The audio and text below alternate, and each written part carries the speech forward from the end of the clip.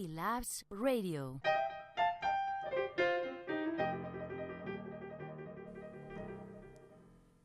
Welcome to another season of iLabs Radio. Today we find ourselves with the head of the new student government. Let's go with the first question for him. Who your team is and what their profiles and strengths are. Hi there. First of all, thanks for having me here. Our strengths, we've spent a lot of time assembling the right team for this new government, and even though I really don't like talking about my own strengths so much, I think that personally I am the right person for the job, because I would not be afraid to talk to the higher university authorities and try to get the things which the general students want me to get. In terms of the team, it's been a pretty complicated process. Me and my vice representative, Santiago Menendez, we basically chose the team on certain characteristics. For example, there are the roles of the treasurer, there's the vice president from Madrid, and we just had to make sure that we would find the right personalities for the job and people who would take it seriously. We basically came up with Thomas Knapp as our treasurer for Segovia. And why is that? Because Thomas Knapp does BBA. And we wanted to make sure that every single degree is represented in our government in some possible way. We thought that BBA is the best person to take care of the treasury, which is completely understandable. And Thomas Knapp is just, international person. He's very good with numbers, and he's Swiss. So we know that when it comes to money and Switzerland, there's no way you could go wrong. The team looks great, Luca. What are your more immediate plans? Immediate plans. We were elected into office 2 weeks ago. And immediately, currently we're still going through the transition period. So we need to talk to the old government. That's going to happen this week. Immediate plans are getting into basically forming a meeting with the delegates in both Segovia and Madrid, and doing just one very long session on what they think the issues are in their degrees and their respective campuses. So after that, we will lodge those issues to the higher authorities, which are the dean and so forth, and see what we can do with them. Immediately, in terms of government, we're planning something to inaugurate the new government, because, of course, this is the first democratically elected government ever to be in IE. So we're planning some kind of event for December, as soon as we can, to just show to the people who voted for us that actually we are there and that we do have more powers than in the past. We're gonna see how we can fund this event, where it's gonna be. You might think that it's close to spring ball, but it's not going to be as official. We're just going to do a little event. Also, we as we've talked about in our campaign, we have some general goals. We would like to get more accomplished and successful people to come to IE and do talks. We have already started these processes. We've been asking people who would they like to see at IE, and we've been communicating with some possible people who might come in and do a sort of seminar talk or whatever we come up with. Also,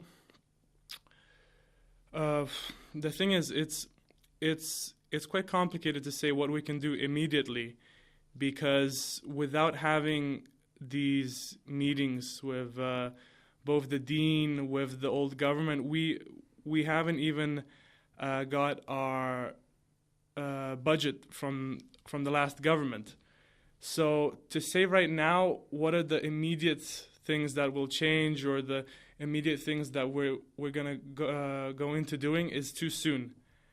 However, like I said before, we're gonna dive into all of the topics which we discussed before. So relatively, we want to improve what IE already has. You know, it's a unique university, and immediately there's not much we can actually do. We can only start the process that the new government should start into accomplishing its goals over the period of the year. But immediate actions are going to be tough to see. What is your big project, though? Big project. I mean, what we want to do, they're very specific things.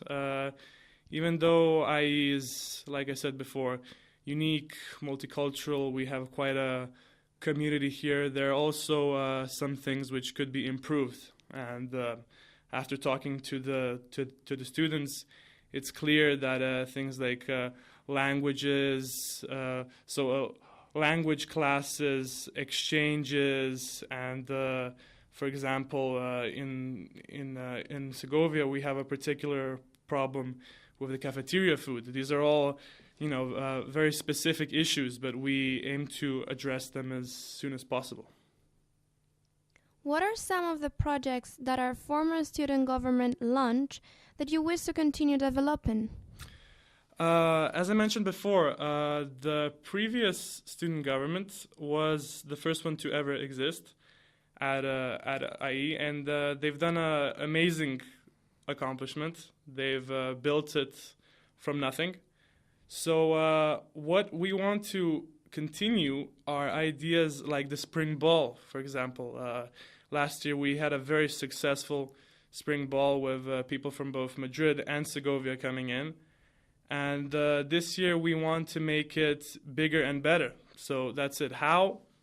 We could arrange a new venue. We could arrange better transport. And most importantly, we can arrange better tickets to get in there.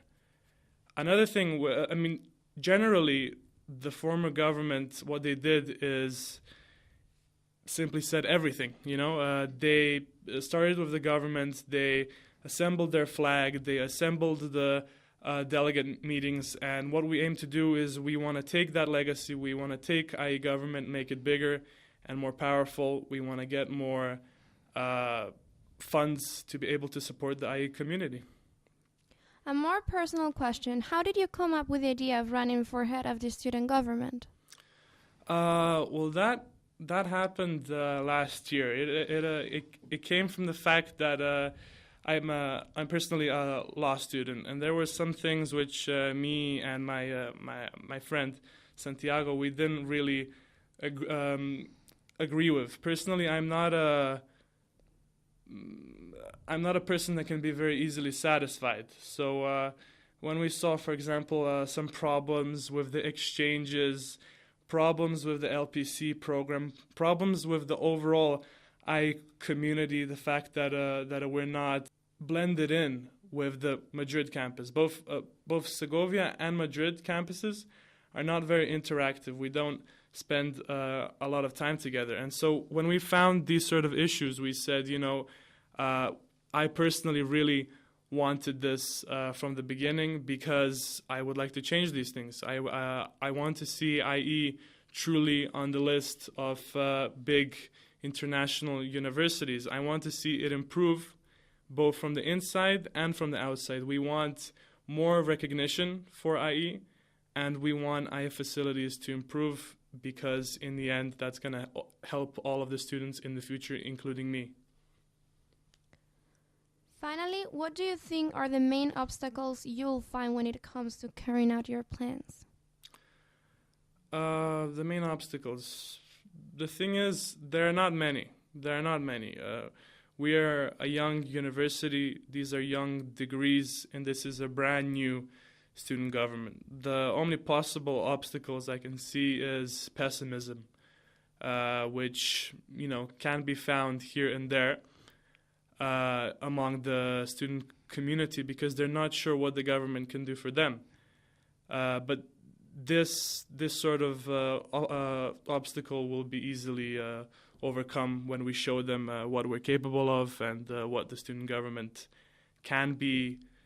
Another obstacle could be, of course, funds. As always, funds are a big obstacle to any sort of government, any sort of student institution.